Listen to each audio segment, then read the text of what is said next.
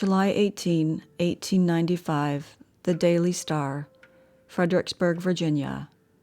Looks bad for Holmes. Weaving evidence against him in Philadelphia and Toronto. Drawing the meshes closer. District Attorney Graham says he has convicting evidence of murder against the prisoner, while Toronto officials give a still stranger case. Philadelphia, July 18. It was learned at the office of the district attorney that during the 2 hours interview, which H. Holmes, alias Herman Mudgetts, had on Tuesday with 3 members of the district attorney's staff, he said, "I suppose I'll swing for this." This is the only remark dropped from his lips which in any way would tend to criminate him. But the district attorney takes this as a practical admission of his guilt. Notwithstanding Holmes' remark, his counsel says he can prove an alibi in his client's case. He says that Holmes was not in Toronto when the Pitezel children were murdered. This, he states, can be proven by Mrs. Howard Holmes, third wife, who arrived here this afternoon from the home of her mother in Franklin, Indiana. The authorities place but little credence in the alibi story and are satisfied Holmes is the murderer. Mrs. Howard, when asked about her knowledge of the Pitezel children, said, "Upon that subject I have nothing to say." She was told it was reported that she would swear that Howard was not in Toronto at the time the Pitezel children were murdered. She replied, "I decline to make any statement on the subject." Mrs. Howard said she was at Indianapolis part of last September and October when Howard and the Pitezel children were there. When asked if she knew the Pitezel children and that the Pitezel boy had disappeared, she said, "Why, I never knew there was such a family in existence, and how could I know what became of the boy? I never heard of the Pitezel family until my husband was arrested." "Did you ever see the father of the children?"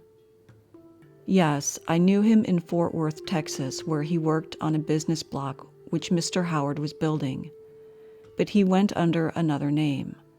I did not know he had a family." Mrs. Howard was asked what she knew about Howard having other wives and replied that she knew nothing about it, but had heard it said that he had.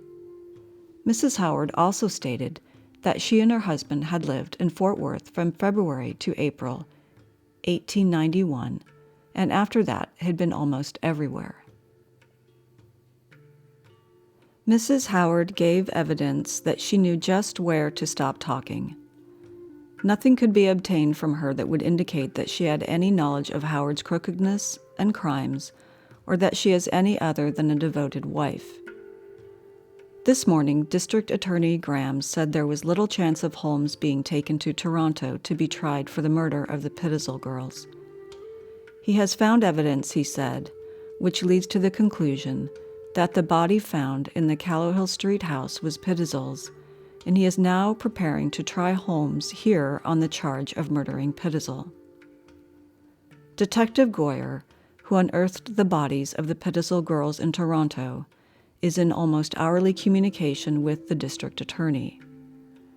Last evening, District Attorney Graham received a telegram from him dated Toronto, which said, "I am going to Detroit to look for Howard Pitezel."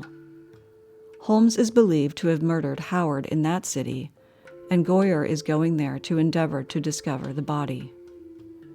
It is given out here that Holmes intends to plead guilty of the murder of Howard Pitezel in Detroit.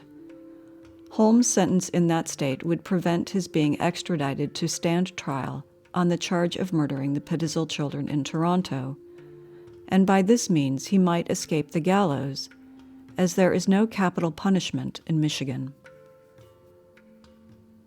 Toronto wants Holmes, forging a chain of evidence against him for child murder. Toronto, July 18. Although it is known that almost all the clothing of the murdered Pitezel girls was burned, some articles of attire belonging to them were stuffed into the chimney and into the holes around the house at St. Vincent Street. Some of that clothing has been traced, and the last link in the chain of evidence against Holmes has been practically forged by that discovery. The Attorney General's Department has taken all the necessary preliminary steps for the extradition of Holmes.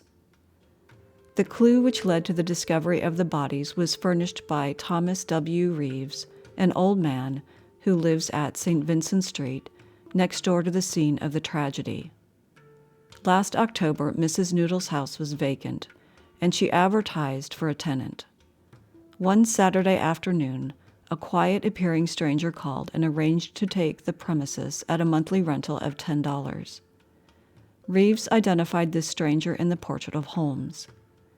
He said a widowed sister, then living at Hamilton, was coming down, and that she intended keeping boarders. He obtained the key and left. Holmes returned in a few days, bringing 2 children with him. Reeves saw them in the yard and again on the front veranda. No furniture was brought to the house except an old bed and a very much soiled mattress and a trunk. The expressman who brought the bedding came when Holmes was out, and the things lay exposed on the veranda in full view of all passers-by for 2 days.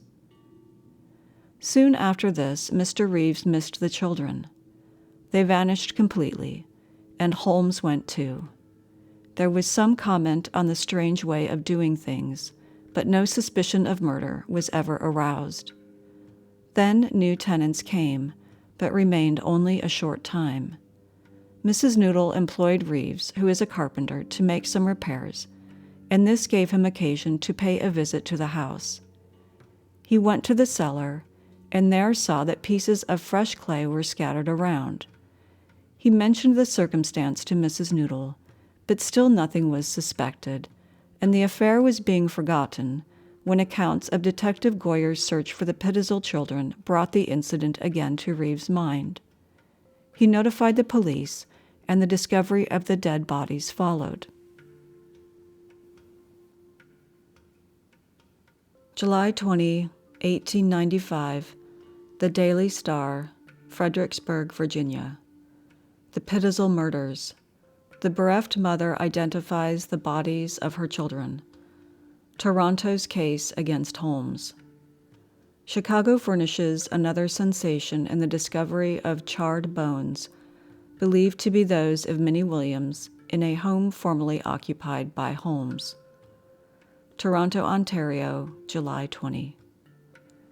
Yesterday, Mrs. Pitezel identified the bodies of the 2 children found Monday night in the cellar on St. Vincent Street as those of her girls, Alice and Nellie. The latter she identified by her hair, and the former by a peculiarity of her upper front teeth. She was not allowed to see any other parts of the bodies, as both were in such an advanced stage of decomposition that it was thought the shock would derange her. As it was, Mrs. Pitezel broke down completely and sobbed and cried throughout the trying ordeal and long afterward. Detectives Goyer of Philadelphia and Cuddy of the local staff and the doctors are perfectly satisfied with the identification. The case which the Canadian authorities now have against Holmes is very complete, and is much stronger than that made out against him in Philadelphia, which fact leads a great many here to believe that the prisoner will certainly be extradited. Summed up, this is the case. Holmes has been traced from the United States to this city with the children. His identity was established at the Palmer House, and that of the children at the Albion. Then both murderer and the victims were recognized at the very scene of the crime, not by one witness, but by several. An immediate motive for committing the deed is also clearly shown, being due to the fact that Mrs. Pitezel was in the city and might at any moment meet the children on the street. Again, Holmes borrowed a spade on the last day that the girls were seen alive at the cottage or anywhere else, given as his reason for doing so that he wished to make a bin for some potatoes, which statement was shown to be palpably false. All this and his going away the next day are strong corroborative facts from which Holmes will find it hard to escape. The finding of the toy belonging to the little girls in the house in their partially burnt clothing is also another link in the chain.